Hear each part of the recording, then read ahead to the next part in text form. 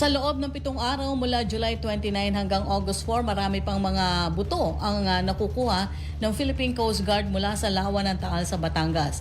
Kinumpirma naman ng Department of Justice na labi ng mga ito batay na rin sa mga nakolektang bungo, buto at posibleng mga buhok.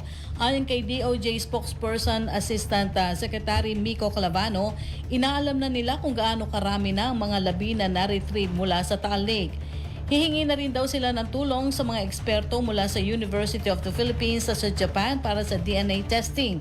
Sa ngayon ay nasa 20 pamilya na ang mga nawawalang sabungero ang nakapagbigay ng kanilang DNA para pagbatayan kung may tutugma dito. Sinimula na ng Philippine Coast Guard ang search and retrieval operation noong July 11 para hanapin ang mga sabungero na sinasabing itinapon sa lawa ilang taon na ang nakalilipas.